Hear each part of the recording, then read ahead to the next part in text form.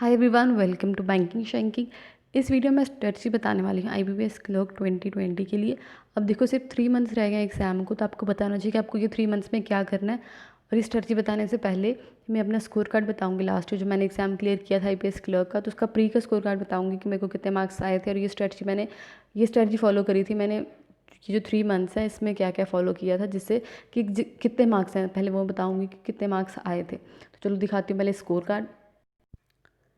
तो ये score card यहाँ पे पहले नाम लिखा हुआ है कि नेम लिखा है कैंडिडेट का। और ये क्या है, ये देखो यहाँ पे क्लर्क 9, यानी कि लास्ट ईयर इस साल जो नोटिफिकेशन है वो क्लर्क 10 की है, यानी ये क्लर्क 9 की। यहाँ पे देखो नाम लिखा हुआ है क्लर्क 10, ओह सॉरी क्लर्क 9। तो इस साल जो है वो क्लर्क 10 की है। तो पहले यहाँ पे क्या लिखा हुआ है, यहाँ पे कैंडिडेट का नाम है यहाँ पर। एंड उसके बाद नीचे स्टेट दी हुई है कि किस स्टेट के लिए अप्लाई किया है, उसके बाद किस स्टेट को एग्ज़ाम था, एंड उसके बाद लिखा हुआ है कि कौन सी कैटेगरी, किस कैटेगरी में हमने फिल किया एग्ज़ाम वो। उसके बाद ये देखो यहाँ पे इंग्लिश का जो सेक्शन कट ऑफ है, देखो जो सेक्शन कट होता है वो बहुत कम जाता है। यहाँ पे देख लो आप, जो इंग्लिश का है वो कितना कम गया, 4.75। एंड उसके बाद जो न्यूमेरिकल एबिलिटी है उसका 3.5, एंड रीजनिंग का इतना। एंड ये जो नीचे है ये मेरे मार्क्स है, जो मेरे को आए थे मार्क्स। तो पहले इंग्लिश में कितने थे, 21.25, एंड न्यूमेरिकल एबिलिटी में 27.75, एंड रीजनिंग में 32.50। एंड जो टोटल स्कोर है वो 81.50। एंड मेरी जिस स्टेट से मैंने अप्लाई किया था वहाँ का जो कट ऑफ था वो था 61.50। अब देखो ये जो स्कोर है, मैंने कितने अटैम्प्ट्स किए थे और इतने मार्क्स आए। मैंने अटैम्प्ट जो थे वो 78 किए थे, एंड 78 अटैम्प्ट्स के बाद 81 मार्क्स आए।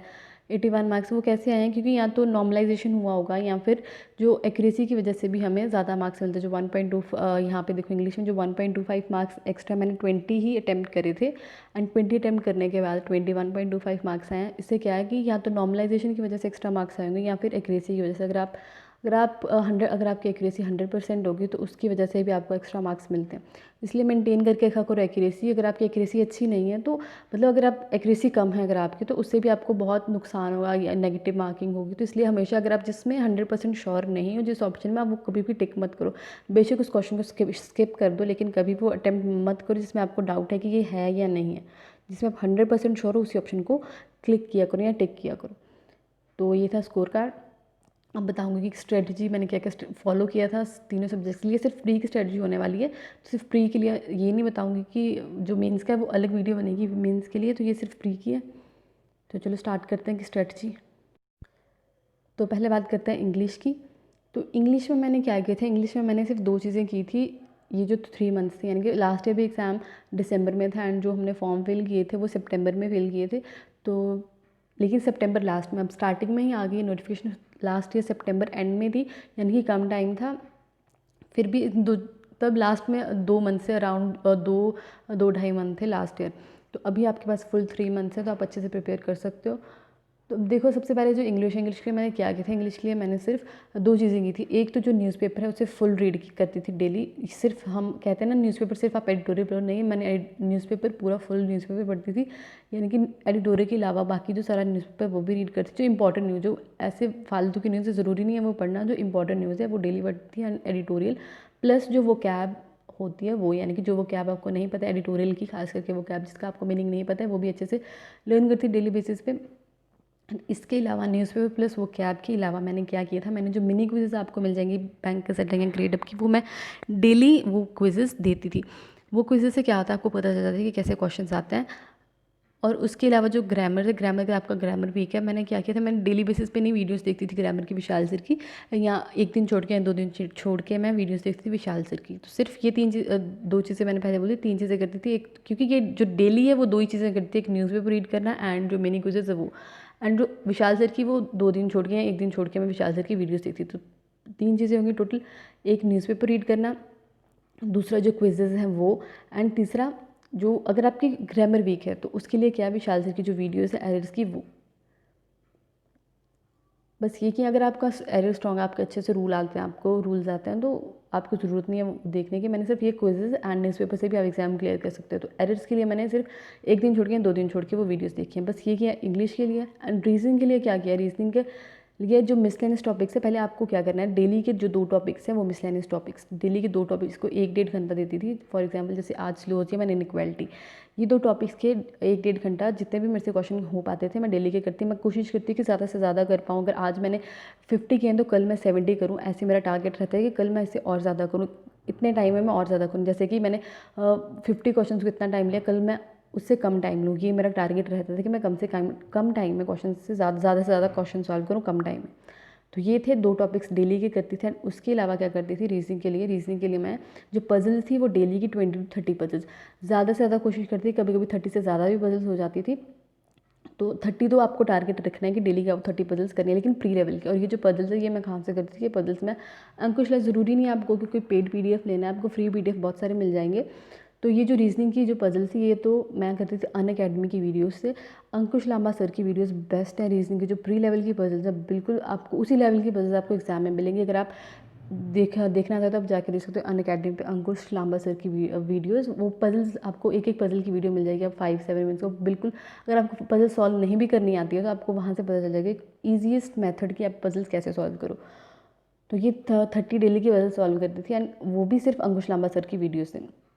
उसके अलावा जब अगर आप उसके अलावा करना चाहते हो आपको और भी PDF मिल जाएगा, आप वहाँ से भी कर सकते हो। लेकिन प्री लेवल की स्टार्ट करी थी, एंड जब 1-2 मंथ 1-1.5 मंथ किया, एंड उसके बाद साथ में जो हाई लेवल है वो भी साथ साथ में की। यानी हाई लेवल 2 से 3 पजल्स डेली की करती, लेकिन ज़्यादा जो प्री लेवल की हैं वो करती थी, क्योंकि जो आपका प्री है उसमें 4 to 5 सेट आपको मिल जाएंगे प्री लेवल के पजल्स। जो प्री में आपको 4-5 सेट तो आपको मिल जाएंगे, यानी अगर आप 5 क्वेश्चन एक पजल में आपको 5 क्वेश्चन मिल जाएंगे, इनकी 5-5-25। तो अगर आप पजल्स 5 की 5 अटैम्प्ट करोगे तो आपको 25 मार्क्स इजीली मिल जाएंगे।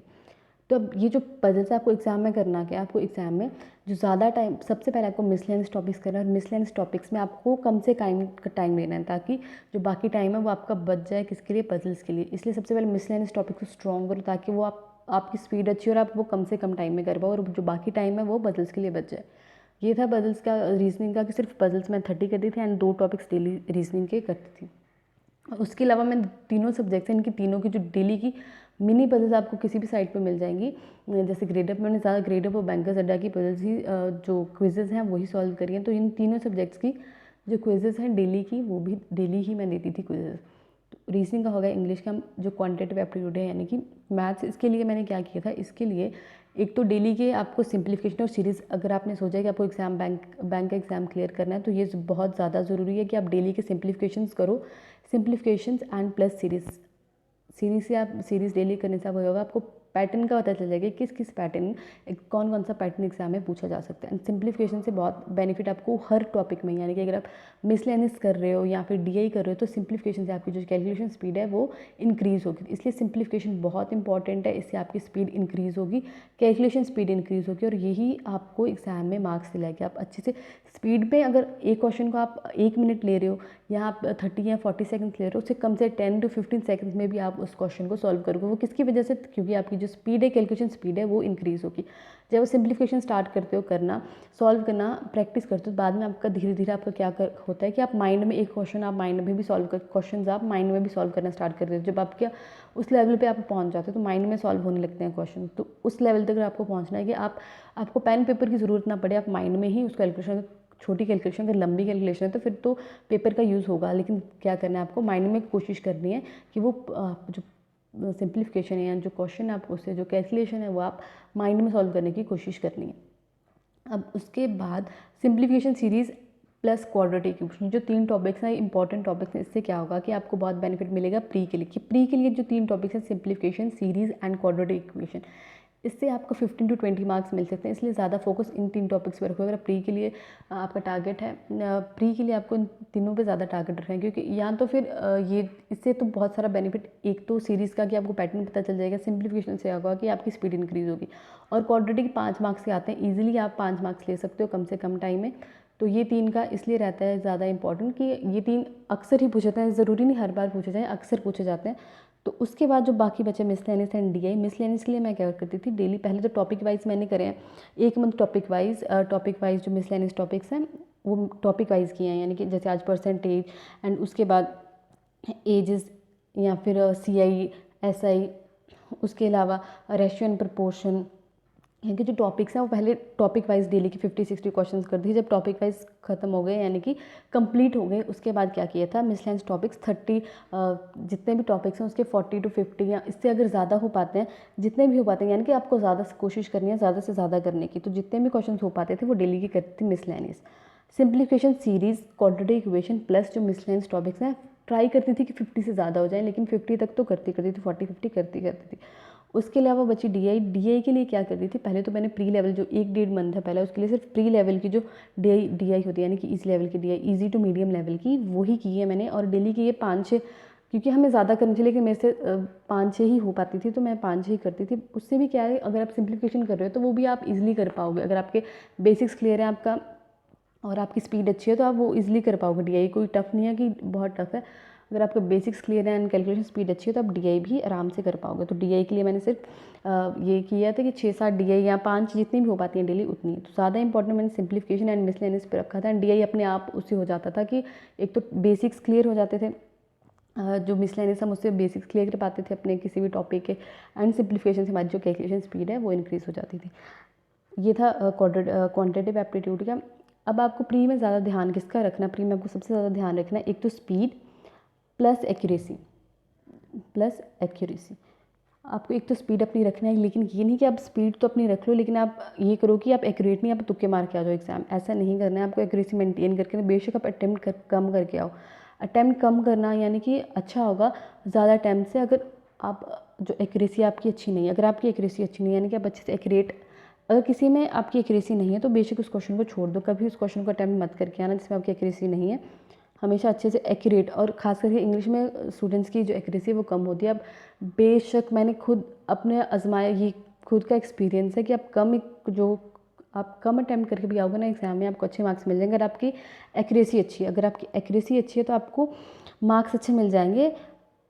उससे इससे अच्छा है कि अगर आप सोच रहे हो कि 30 क्वेश्चन है मैं 25 प्लस तो मैं करके आऊँगा, 25 प्लस से अच्छा है। और वो भी ये कितनी है, ये एक्यूरेसी में 90% एक्यूरेसी के साथ ये मैं 25 प्लस क्वेश्चन तो मैं कराऊँगा।